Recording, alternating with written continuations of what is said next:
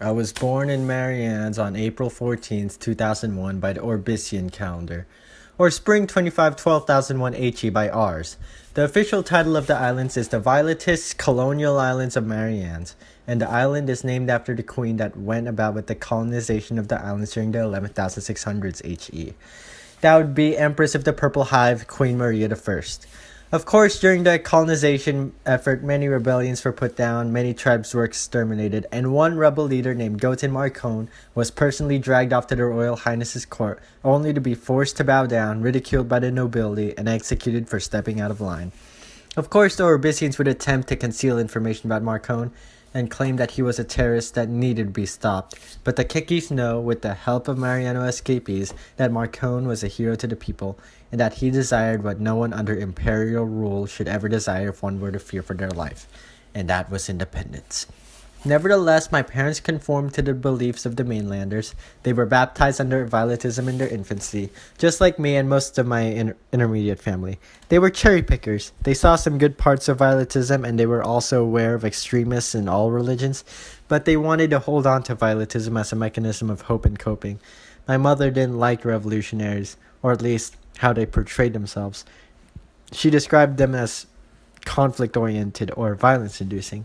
If she were to see a revolution, she would prefer a peaceful, pacifistic approach, where the messages preach non-violence, where civil and respectful disagreements overtake the radicals, and where the Orbisians and Marianos would talk about this in a calming discussion. My father was, and still is, more sympathetic. My father knew where my mother was coming from, but he also knew that discourse and discussion would not sway the Orbisians, and that violence may as well be the only solution for independence. He also knew of the strict nature and the overall babying that the mainland is imposing on Marianne's. He did not support the violence advocates during my early years, but that is mostly a strategic reason. He felt like calls for conflict in the name of independence during that time would only end up restricting the people in Marianne's even more. And he believes that the people in Marianne's are unable to stand toe-to-toe against the strong military force that the Orbisians have accumulated. Of course, now the empire is wavering due to its defeat by the Kekis in the Keki Revolution, as well as the Fidamaids, but its grasp on Marianne's is still too firm for the islands to break away without heavy casualties on both sides.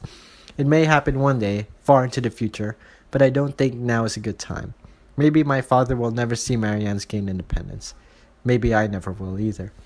My father would teach me mathematics at the age of either 2 or 3. I caught on quick, and I was able to do multiplication before my primary school. When I hit 4, my parents decided to leave me in care of a nanny.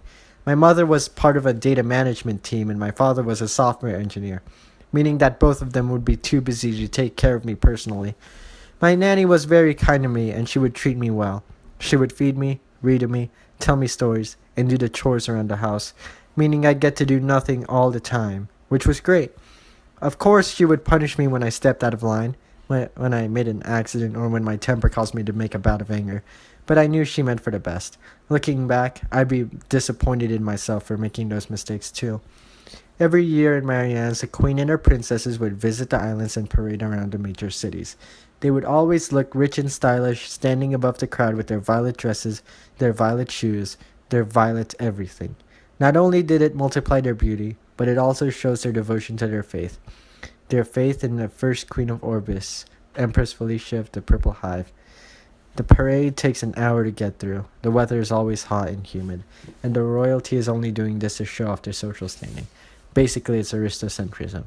I never liked the parades for those reasons. It doesn't actually help anyone. The royalty, and probably some of the people, feel better about themselves, and that's pretty much it. I never had to see the parades anymore, but it wasn't much of an improvement. That's because I had to move because of my parents' jobs to the smack middle of the mainland, actually. Now, instead of seeing the royal family once a year, it'll be all the time. I mean, it's not dystopian, my life that is. I never starved, or became poor, or got forced into participating in a gang, but I, nor my parents, nor anybody I personally knew ever had any say in the ongoing political affairs of the state. No one to represent us, all in the name of some goddess.